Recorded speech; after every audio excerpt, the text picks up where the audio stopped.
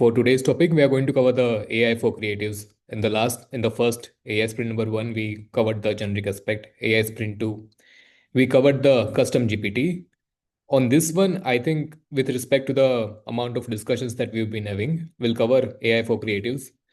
Now, as I head into the creatives, right? What I mean by creatives is not just the advertising formats, but even the website banners, PDP images, A plus content, social media, take anything, right? So the creative scope is quite vast, and have broken this down into multiple aspects. So just generation and ideation is not the only thing.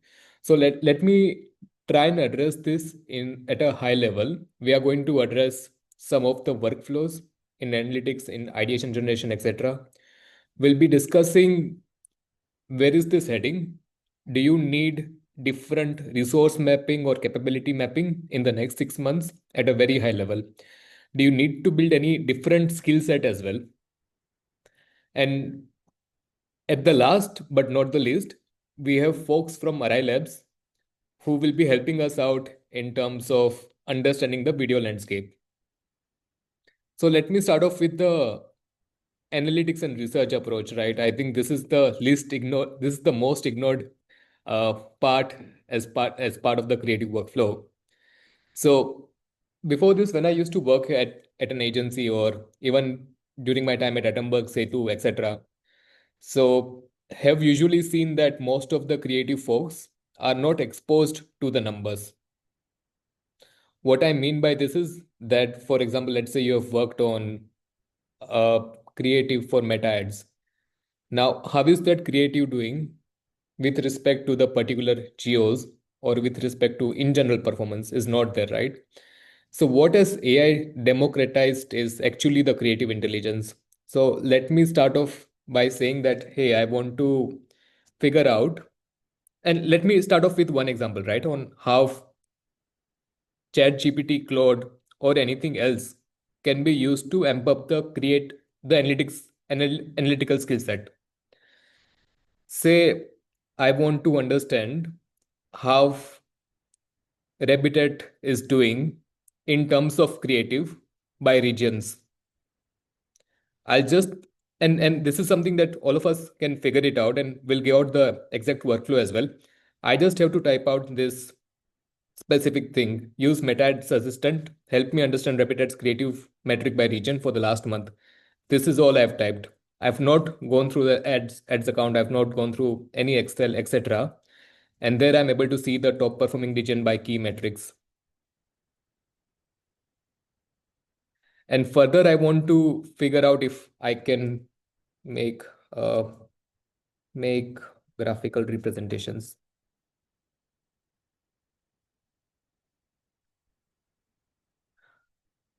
So before this, analytics used to be limited to either the growth marketeer or someone from the data team, right? But now it's not. I mean, if you are able to understand the numbers behind your work, how is your work impacting a certain metric, or how is it impacting the business at an overall level? This helps even more. We'll just wait while this populates. Now, the second thing to understand, right? Now we know that you can have the data in the chat GPT or Claude in a very easy way. The second thing is learning the analytics. So say if you want to analyze a video asset, right, that you have produced and now it has gone live on Meta, you can casually ask what's a good hook rate, or what is even a hook rate, right? What is hold rate, etc. Some of these metrics might be new to you. So learning has been solved as well when it comes to AI. So these are the large two examples that I would want to put out. Let me just see if this has worked.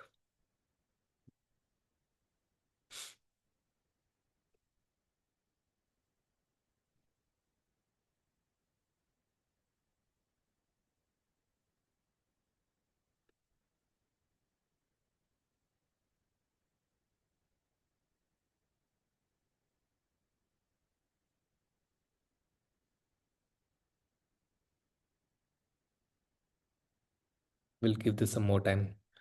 The second example, right? Now, usually as a part of the creative workflow, most of the time your brand manager will come to you, tell you that this is the insight. We want to create a campaign around XYZ, right? Around this insight. Or maybe some discussion will take place in that sort of workflow. I mean, this changes from brand to brand. But again, the another aspect that AI has solved for is the research for per se. For example, if I want, let's say I'm working at Deconstruct and I want to figure out how is Deconstruct doing in terms of the Amazon reviews, because most of the times you will end up seeing uh, ads that starts with the ratings as a hook, that or someone saying that, hey, white cast is an issue, how do I solve for it? So these are the kind of ads that you will see. Now, the issue with research is that it takes up a lot of time. But what if you can just write a couple of prompts saying that on Amazon, get the detailed reviews for Deconstruct by product categories, overall ratings 3 stars and above percentage review analysis, right? I get this data. Now, further, I want to understand what are the cross category insights. But say this is not enough. I want to do this for all the products, and say I'm getting what are some of the most talked about review themes, why shoppers choose it over the rivals. But assuming that maybe I want to take one more source, maybe let's say I want to refer to Reddit. Now I'll probably type in one more prompt, see what people are discussing about deconstruct sunscreen on Reddit and about the sunscreen as a category in general for good, bad problems, etc. Which brands are coming up for the most Indian audience. And there I can see what are they referring to in terms of signals, red flags, in sentiment analysis, etc. Now, if you see this, right, we have got all the research over here. The next step is converting this into a hook bank, because that's something that we do day in, day out, figuring out the hooks. So now these are all the hooks that I got from Amazon, Reddit over here in less than, say, 4 to 5 minutes. Now I can start using them in the ad. And going back to our, oh yeah, so this is the cloud analysis. So again, I've not opened the meta dashboard. I've just typed in if I want to understand the creative performance by region, and then I want to understand it in the graphical format. That's it. Just a 3 word prompt. And now I can see all the data here on how are we doing in terms of the efficiency by regions.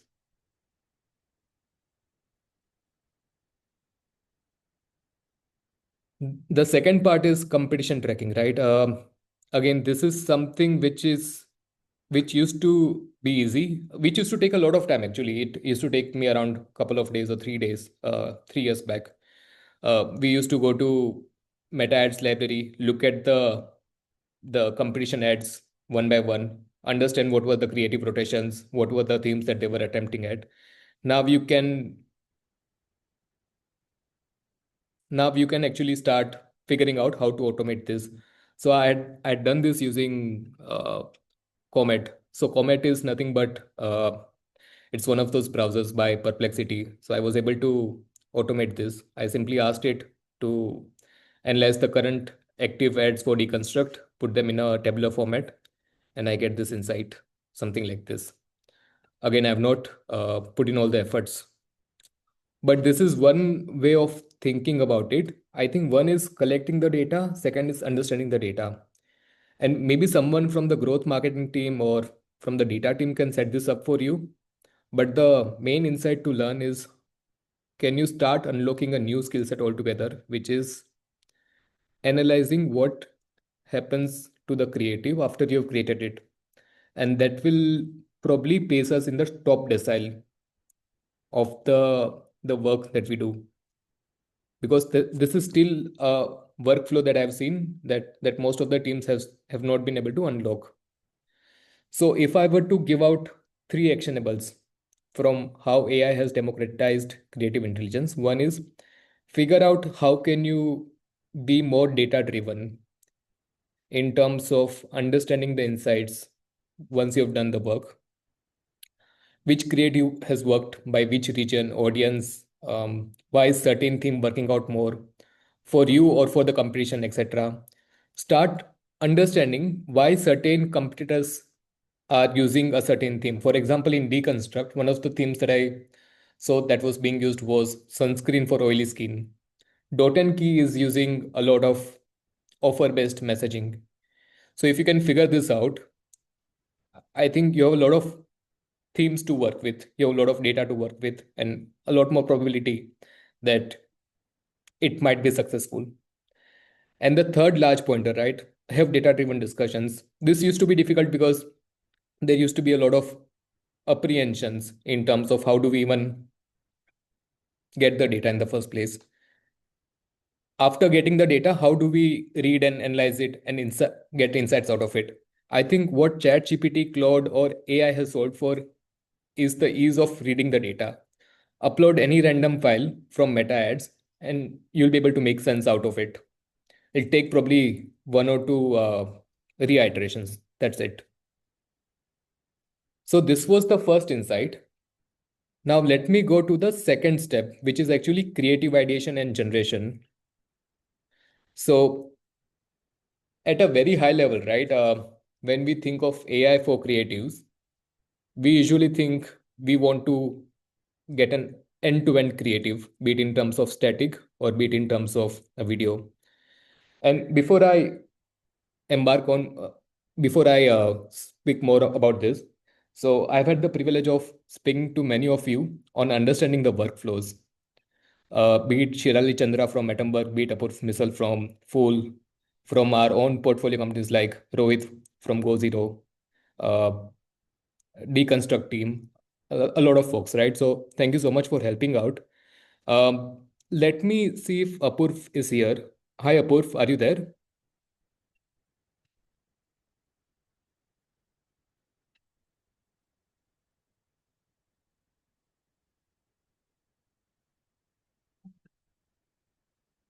Yeah, Yeah, I'm here. I'm here. hi. I couldn't unmute myself. No worries. Hi. I, So, guys, I want to introduce Apurv Misal from Full.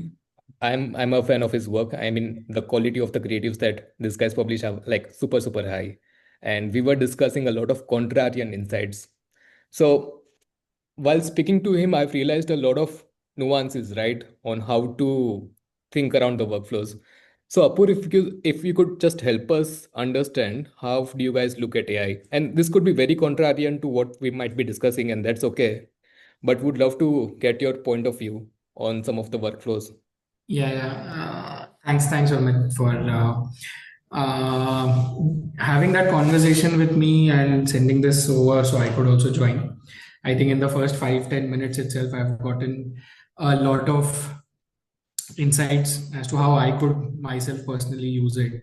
While I do use it for creative analysis, but I think the conversation that we were having, and I told you as well that why I felt I would not be the right person to even come on the call because it probably defeats the purpose of this call. But so we at Fool have a very different take on AI for creatives at this point of time.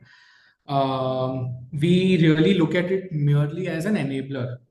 It is not a be all end all sort of a solution. In fact, truth be told, we've actually doubled down on our creative investment in terms of people, products, devices, and everything else since the AI boom and all. Because I have this firm belief that AI is still not there yet as far as creative quality is concerned. And in the kind of business that we are, where we are selling experiences, and the thing is that the only touch point that our consumer right now has with our brand is a digital screen. And, that's the biggest problem that I have with AI creatives at this point of time, that for something which you cannot touch, feel, look at, which would have usually happened in a shop, I think we have to take far more effort to ensure that the experience that they get in the photo or the video or the creative or everything is like absolutely top notch, because we are expecting this person to spend close to around 1,000 1,500 rupees with us, merely to either try out the product or just on a whim that this seems like an interesting product. And hence we feel that in the whole creative space, we don't want to take any shortcuts. So we still are very much doing a lot of things the old way. Sure. While yeah, sorry, go on, Urmil. No, no. I mean, so just to be fair to both the side of arguments, would love to hear your thoughts on how you've uh, sort of sorted out the workflows at your end, because we spoke about the Yeah. key roles of. Yeah, that's what I was getting at. So while we are not completely doing it everything ourselves, AI still plays a part. So what it does, Urmit, for us is it reduces the thought process time, or like the entire effort which goes into like a mood board pre AI would have taken like 2 days, and then you do like 3 4 iterations with a fresher mind, right? And then after like at least 3 or 4 iterations, you get to a point where you're satisfied with something, and then you say, okay, fine, we could put this on, say, a photo shoot, or we could do a video on this, etc. I think that 3 or 4 days timeline has now come down to 3 or 4 hours, because what we are doing is the mood boarding stage is where we are using AI quite extensively. We are throwing a lot of prompts at say a chat GPT or whatever, saying that okay, this is the setting, this is the product, Can you this help is the us? end emotion that I would want to sort of give out, what would you suggest, and so on. So that's the mood boarding part of it, is where we are using it extensively, and it really helps. Sorry, Sure. you were saying Can something. just help us double click on how has the process changed? Because I've seen your social media in general. Your game is like top notch, right? So has it improved the metrics in general after the has the mood boards improved?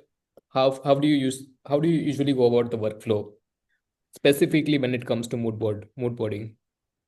So I think I'll be honest. In the first 3 or 4 iterations, we were very happy with the fact that it took us only 3 or 4 hours to get to a fantastic, what we thought was a fantastic looking mood board. But when we actually got it down to execution, it just didn't come out well.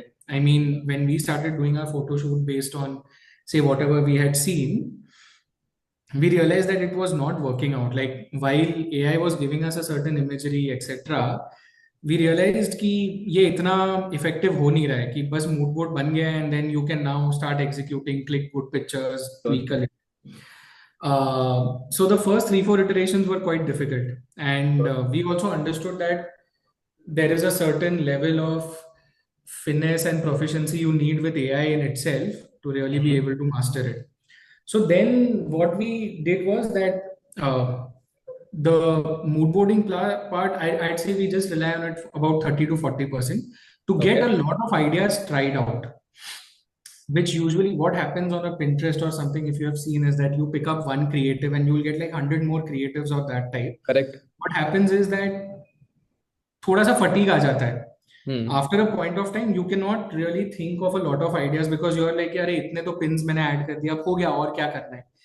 That is where AI really helps, because you can throw hundreds of ideas very quickly without having the clutter of and the lethargy. Okay, इतने सारे देखने हैं या कुछ. So that is one thing that in the mood boarding stage it helps. Hmm. So the workflow is very simple. Yeah, we will put in at least 15 to 20 odd ideas Hmm. in the system and see what sort of output is coming out. We will put that on our whatever mood board, but we still very much, Urmit, also are spending some time in going through Pinterest and making a mood board which is non-AI, because Good. I'll tell you the reason for this. What we saw with our creative folks, and again, this is something that might, because they were using AI for mood boarding and also extensively, कहीं ना कहीं उनका creativity थोड़ा मरने लग गया था. And that was a little scary for us, truth be told. वो जो एक overall ability to try new things और just look at a certain idea and visualize कि यार ये शायद अपने product के साथ जम सकता है, that had not happened. And that's when we saw the creative performance drop. The few photo shoots and all we did. So we said that, we are not going to completely rely on the mood board that is made only by AI. Sure. We will also be doing our own research, which is non-AI, whatever, because Sure. there is a certain sense of practicality also. There is a certain sense of, I feel, human intelligence or whatever, कि product का look and feel आपके पास है. Size, how it would look on the camera, etc. What sort of a setting might work. So we do a little bit of that as well still. And then we go to the photo shoot part. Understood. No, very helpful. And this is one of the hard learnings, right? Because I was discussing this with Shirali Chandra as well. And she told me you can't expect end-to-end output from AI No, no, in you terms can't. of creative or video. But you have to break down the work कि अगर आप creative को edit करना चाहते हो, can you get the B-roll footages out? Can you get the image footages out, right? Absolutely, So, absolutely. So that's exactly what we do as well. Not end to end, enabler, and there are certain elements in which it can help. Like absolute basics से अगर मैं start करूँ कि image extension, background scenery extension, like you can use. So what used to happen usually is that you had to do photo shoots in 2 or 3 formats because sure, you had banners of different dimensions, you have creatives of different dimensions. तो आपको you have to sort of think through कि यार वो website banner पे लिए I need a long shot, I need some space for text, etc. I think all of that has become like absolute child's play with AI because now you can very easily replicate, elongate the borders, make sure that the same pattern is followed and all. And that sort of gives the entire team a lot of time to do other things. Second, uh, elements within the frame itself. Like if I have to probably, do labeling of my creatives. okay, Illustrator, mein, if I would have had to like pick up a pen and then do the markings, do the labeling and all. Now, if I feed it and say that this is the format in which I want, this is the creative, and then you take 2 or 3 iterations with it, you get to the right sort of output. So very similar to what Shirali told you, it's we are using it in bits and parts so that the entire process becomes a lot faster. That's there. And as she brightly said, you can't expect end-to-end creative output from AI at this point of time, at least. any two workflows that you would want to put out that has helped you out the most? And then I'll come to the learnings on the other side as well. I think workflows. I don't know. I mean, we've done well with respect to social media planning in itself. Sure. Like we've fed in the entire sort of campaign idea. We fed in what we've done in the past with respect to Fool and say suppose there's a Diwali campaign or there's a new product launch. Sure. We sort of have fed all of that into the system and said this is the tone of voice that we have, this is how we like to talk about our Sure. products, and then this is the campaign idea, then suggest a calendar for the next 20 days focusing on XYZ parts, and you get really good ideas coming out of it, right? You refine it over a course of 2 or 3 iterations. I think the social media calendar planning part, which usually used to take a lot of time and headache, is now fairly sorted. And then you can play around with it as much as you want. Like ChatGPT will keep giving you information. I mean, you keep asking it questions, it will give you information. But then we feel कि एक point के बाद, once you've gotten the calendar, then you go to the execution. You don't keep asking it 100 questions to validate your thought process. So that's how we look at that. Understood. No, even this is very helpful, right? कि कहाँ पे stop करना है, because otherwise you can go into that loop. Yeah, I think it's fun to just keep asking, oh, there's this way. You don't need to. Like, you've gotten a gut feeling about what sort of calendar you've gotten. Then we move into the execution mode very quickly. Understood. No, Apurv, thanks. Any hard learnings that you had? For example, one of the learnings that you put out that कि यार creativity रुक जाता है after That certain. that was our hardest learning, Urmit. And it was hard not just for us, it was hard for the creative people as well because they thrive on trying something new, they thrive on experimenting. Hmm. And when you're getting a mood board and a creative output in like say an hour or two, as far as KPIs are concerned, they are very happy that okay, fine, we've delivered the creative so quickly. But then eventually we saw that they themselves were not happy and they were dissatisfied with the kind of output that was coming out. The second hard learning was that what is being sold as AI videos and everything online, and you get to see these fantastic videos, right?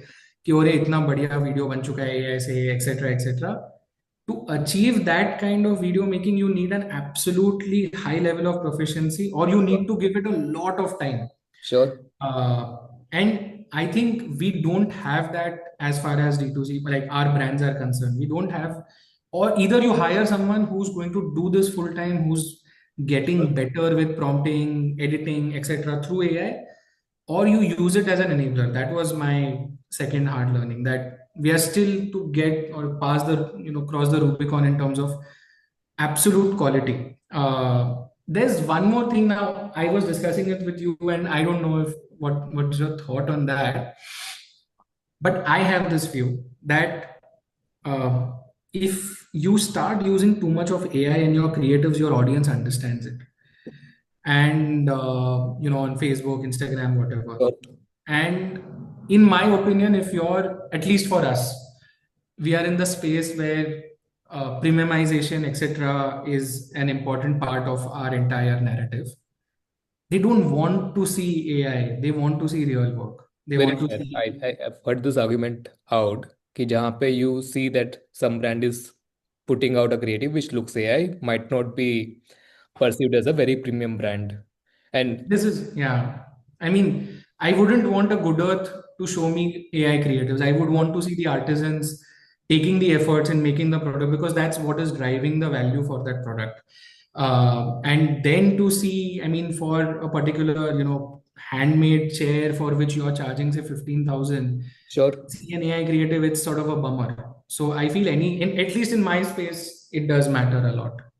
understood. No, for the folks here on the session, right? This is a very real discussion because all these points are not just pro AI, but these are like what are the things that you need to be wary of when you work on the AI as well, as in like how Yeah, you as ensure. I said, I come with very contrarian views. And no, that's what At least on this part, everything else of AI is beautiful.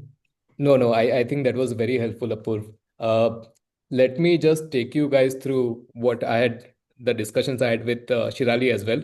But this was very helpful, Apurv. As I said, right, I think contrarian view is very, very, very much required And on. I'd like to hear from anyone else if they have some other views. I'm happy to be educated about it here, honestly. No, man, I think I'll let your creative speaks for the quality and not just the views. I think thank you so much, man, for helping out on this one.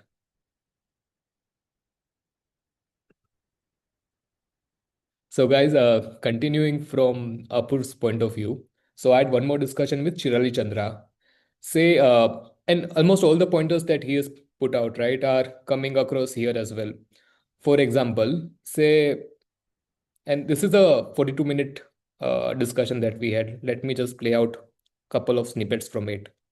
This is saying that you can get some of those assets, right? For example, Silbatta wala ho gaya, that in place.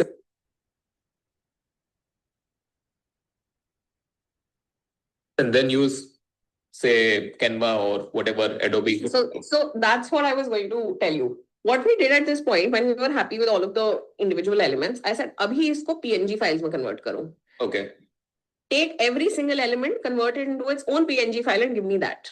Okay. Once you gave me that, I shared this one zip folder with my design team and with my edit team. Okay. And my edit team said, I don't think we need the designers for this. What we'll do is we'll create one of those very beautiful videos where you sort of have this mixer grinder. And then you have the individual ingredients going in, motion graphics led. And then we'll circle में इसको ऐसे चला देंगे पूरा. And फिर वो actual dish आके उसको replace कर देगा. It took them 30 minutes to do that. I had an asset ready for social media in 30 minutes. This is a video asset that would have taken half a day. This is very least. Very, very realistic. Now this was one example. If you look at other examples as well, right? कि videos का use कहाँ पे है? And I would suggest I'll share the link Is with you guys. limited. I think the discussion we are having, right? The 42-minute long discussion. Uh, we have tried addressing everything, right? कि AI के limitations कहाँ पे in terms of creatives? What are the pros? What are the cons? What are the skill sets that you need to build for the next 6 months, right? But I'm using these small snippets to put out some of the workflows which can help us out. I don't have this. We'll have to get this shot. Every time you go for a shoot, renting a studio space, or even just, walking out into the street and trying to shoot, it will either take a lot of money or a lot of time. And in most cases, a single video would be on edit forever because bhai filler footage nahi hai. Cut to live post AI has been so simple because there is a certain understanding and acceptance कि हाँ कुछ कुछ चीजें AI generated हो सकती हैं आजकल content में earlier it used to be jarring now it's a fact of life and I think viewers and people that are consuming this content also let it go. They don't hold it against you. Oh, AI use किया है. You're like, oh, AI is AI. People are using AI. Our job is to make AI very, very similar to real life. So the second point was about कि AI को आप end-to-end creative पे मत use करो, but maybe use it to create or generate B-roll or filler footages, right? Then you have points कि how do you develop cultural nuances? I think this was a really good point as well. Born and raised in North India, I probably don't know what the cultural nuances down south or in the east look like. It will bring those in for me, and I'll be like, oh, I didn't realize that. Strat is very simple. My workflow looks like this. I tell my influencer marketing folks, please go prep a strategy. If you want to stay execution friendly, you need to have a strategy in place. Once you've got your strategy in place, work in silos. We'll sit together and then figure out what works, what doesn't work. So as you can see, I think one, AI has solved for the analytics. Two, it has solved for the cultural nuances जो कभी हो ही नहीं सकते थे. I am from Gujarat. I might not know what might happen in the southern India, but now because I have custom GPT and the AI knows about my playbook, right? So I'll cover the custom GPT as well. It knows about the cultural nuances. Can I use this? Can I use that info to fast track a lot of things? So we heard discussion against AI, some of the discussions for AI, and I think Shirali has even addressed, right, that you cannot have a perfect creative. Somewhere in the discussion, she has addressed कि perfect creative नहीं हो सकता है. So this is here the perfection problem. AI generated visuals are often too sterile and perfect, and they require a human designer to add planned imperfection. So this is how Shirali addresses that problem. Apurv addresses that in a different manner, saying that, hey, maybe my product is really premium, and maybe I don't want it to look very AI based, right? So now if I have to put out the limitations, copy limitations में AI is still not able to give you long form formats yeah replicate clever wordplays in a lot of places. So that was the conclusion that Shirali drew, and this changes from people to people, right? So if you speak to another brand manager, you will get a different point of view because this entire discussion is in a very nascent phase, and hence it makes sense to collect as many viewpoint and figure out look at it from a different point of view. This was supposed to be design limitations, but yeah, in design I think AI is still not able to figure out the product replication. So if you can create individual elements for an image for a video, you can work around it. And then you have certain video limitations as well. So we have got guys from Arai Labs to help us out on the video. So let me leave this for the discussion with them. Now, in terms of the ideation and generation, right? One thing that I would want to put out is please have a custom GPT. What I mean by custom GPT is, let me just play this 1-2 minute video for you guys. So I think for us, So custom GPT is nothing but it's basically Chat GPT session which knows about your brand, which knows about the creative, the kind of output that you had in the past. It almost knows the history, etc. XYZ. I'm just going to play this on how Shirali approached custom GPT. How did they build it? We decide initially we did chat gpd 4. Then we were like, you know what, this is fine for basic stuff, but we need to switch to o3. So then we went back into the backend, switched to o3. But how we started off practically was, first things first, we uploaded our brand guidelines. And funnily enough, us time pe hamara new brand world was coming into effect. So we said, okay, this was the old brand guideline. Here is a new brand guideline. You have to ensure that all creative collaterals that you provide are as per the new brand world. So same fonts, focus on the colors. These are the hex codes. This is what I want you to do. Then that's all I'd uploaded in the first month. The kind of responses that I started getting on the basis of just the brand guidelines and the website link and a few other rules were very basic. Then we said, यार थोड़ा और depth में जाना पड़ेगा. फिर वापस we went to the back end, थोड़ा उसको खोला. Now what we did was we started uploading playbooks for each category. So mixer grinders, for fans, for smart locks, for everything. We started uploading data points. We said, okay, these are the best performing ads, these are the metrics, this is what the analytics table looks like. I want you to think of yourself as a content strategist or as a growth hacker with 15 plus years of relevant work experience. And you have delivered and scaled multiple brands, especially in the D2C space, especially in FMCG, which is what we do. Your insight needs to come from a very India context. So we limited its world. And then we said, we don't want you to hallucinate. So this website is your Bible, which is our own website. This is your Bible. But I'm also uploading catalogs for different categories so that you know each product and their details and their specifications in depth. I'm also going to upload a डेढ़ घंटा हमने लगाया. That was the day, and today is the day where it has significantly improved to a point that just yesterday I was sitting and we, like I said, we've launched a lot of new categories. So we've got water purifiers and we've got cold press juicers. So I said, hey, why don't you sit and create playbooks for me on the basis of the stuff that we've already done?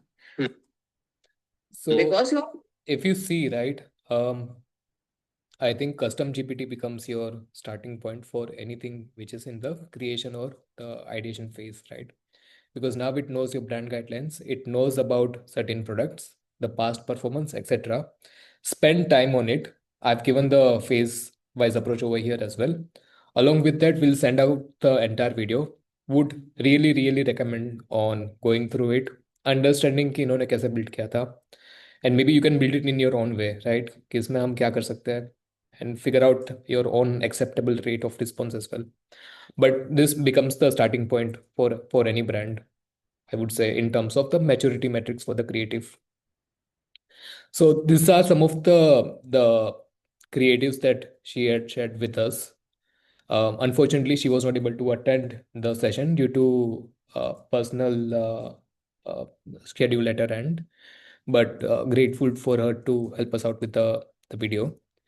Now, if you look at this, right, she created all of these individual elements in the image, and then this was the final image output. And once you have the image with the elements, you can convert this into a video.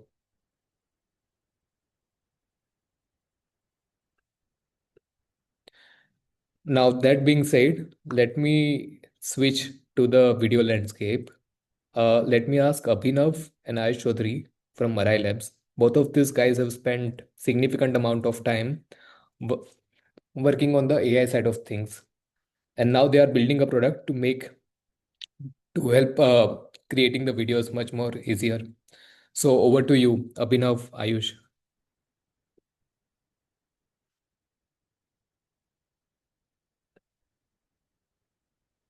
Hi, Abhinav. Are you able to hear me?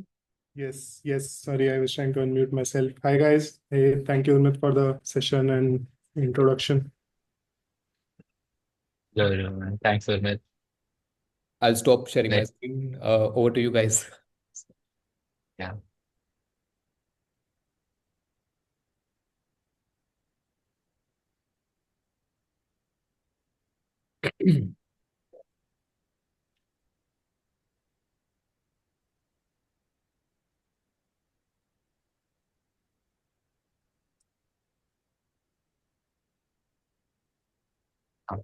Hi, thanks, Urmit, for the beautiful insight, and Apurv as well.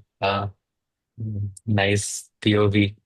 Um, but yeah, hi, I'm Ayush. I started this company ARAI Labs with my best friend Abhinav. We have been doing this since January 2025. And before that, I was working in Dream11 as a machine learning scientist. For like last 7 years, I've been in this field.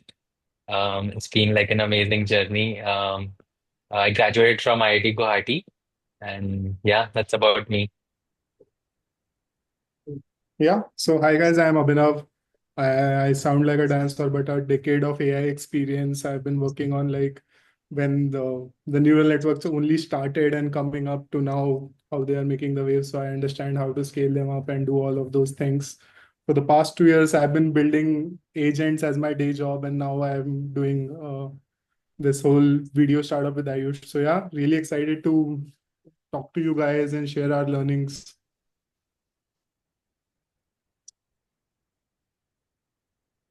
Uh, I think we are on the. Okay, Yeah. sorry. Mm,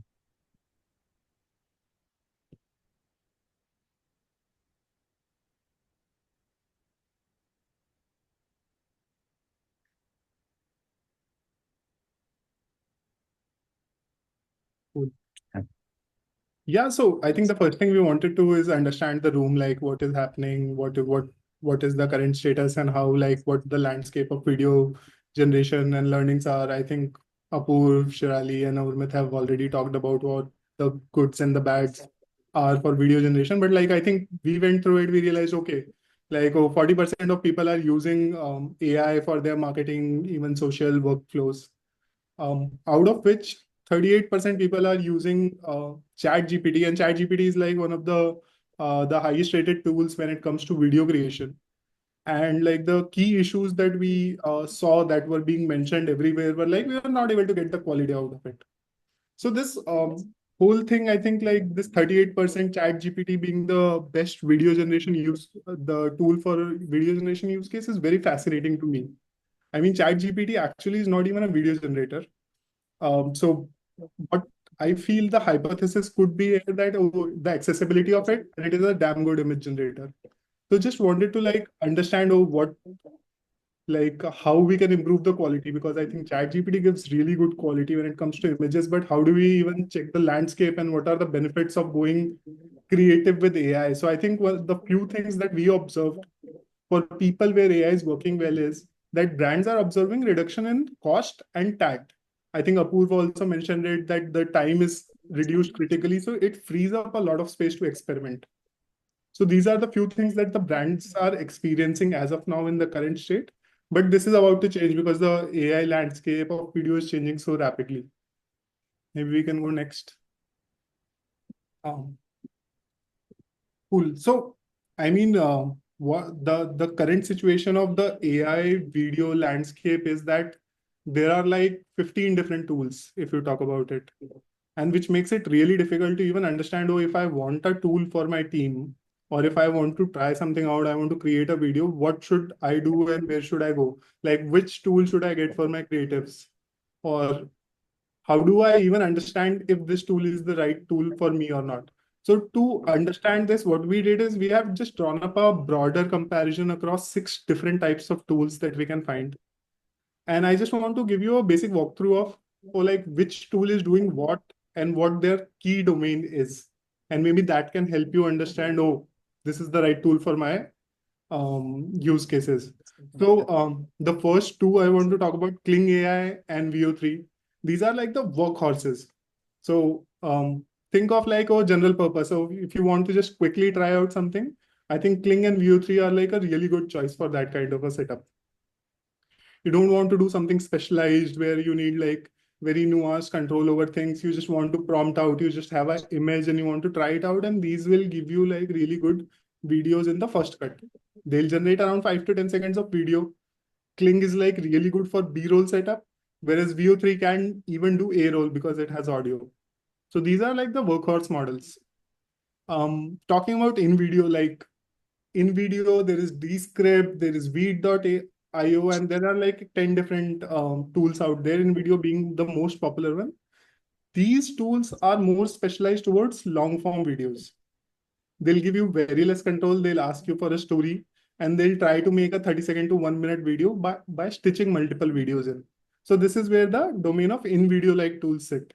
So if you are thinking of a long-term stitched video with complete automation, you might struggle with quality and all other things. But like, yeah, for long form, I think in-video would be the choice where you can experiment.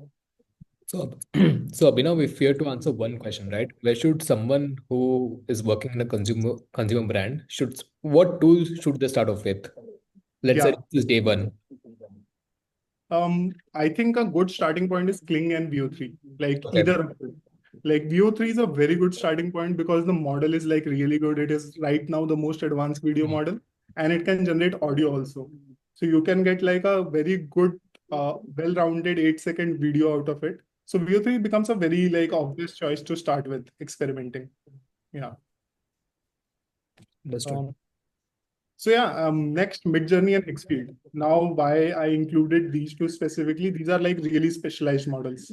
Midjourney can create like really beautiful stylized image you want in a particular anime style, or you want in a like ultra realistic sci-fi, cyberpunk. Think of like any creative style, and the videos that you would have seen, most of them would have been generated from Midjourney. And Midjourney video is also good.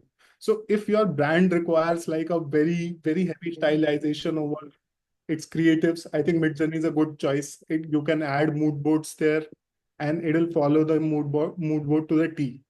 And there are like you can have character consistency features, and you can have like image prompting features. So Midjourney becomes like, if you need really stylized mood boarded creatives, I think Midjourney is a good place to go. Xfield is, I think, like a proxy of Midjourney in terms of videos. It has like a lot of effects. It has like over a catalog of 100 different video effects, like zoom in, zoom out, and really scroll stopping effects. So Higgsfield is like a very good alternative if you want like a scroll stopping effect where like there's a crazy zoom into eye, or like those effects that you see online are all done through Higgsfield. So Higgsfield and Midjourney are like really stylized scroll stopping, but if your brand can work with like that level of stylization. And finally, Runway.